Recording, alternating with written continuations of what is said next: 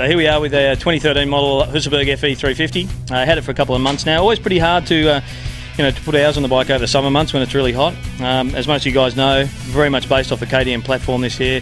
Exactly the same, the KTM engine, and the frame's got some little differences here, but for all intents and purposes, it is the KTM 350 XCF. Different fork, obviously, the 4CF fork. It's got some different bodywork and some billet black triple clamps, otherwise a KTM. But I thought the idea of our T-rides is to put hours on the bike, not so much parts on the bike, so just to really give the things a good whirl. I'm about 12 hours in, so sort of halfway in now in a couple of months. And I thought I'd just give you a quick update on, or a quick insight into what we've done on the bike. And not a whole lot really, so I guess the big things really is the force protective parts. Aussie company, Force Accessories, had a lot of experience with KTMs and Husabergs over the year. We've got a really cool clutch cover there with the Transmoto engraved in it, which is really nice. The Force guys did that for us. The bash plate, fantastic bash plate alloy, just replaces the standard plastic unit. I've also got some radiator guards and also a case saver over there. So just adds a little bit of weight back to a bike, which is really lightweight at 110 kilos, but there's probably sort of 3 or 4 kilos it's worth doing. I've also put the unique filter, air filter in it, single stage, the O2 Rush filter. The reason I went for a single stage rather than a dual stage is that it's a fairly small air box, not a whole lot of room here on the Husaberg, and it just sort of saves a little bit of room and improves the airflow. It just keeps it so the dust sort of falls pretty consistently on the filter. But another Aussie company in the same way as Force, so it's sort of nice to put those bits and pieces on the bike.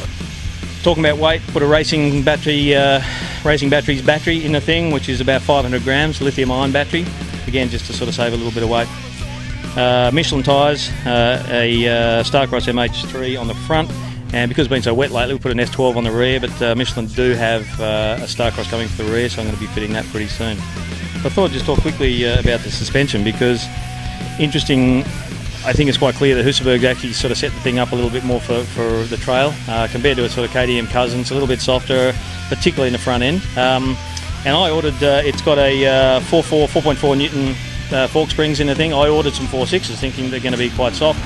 But interestingly enough, I've been doing some testing out here at Jillaby, and Damien Smith's partner in crime and teammate, Husaberg rider Scotty Keegan, is about 80 kilos, a hell of a lot faster than me. He hasn't actually updated the fork in terms of, he hasn't upgraded the springs, but just by valving he's got the fork a whole lot better. So I'm going to leave the 4.4 springs in it and see how it goes, just with some valving mods.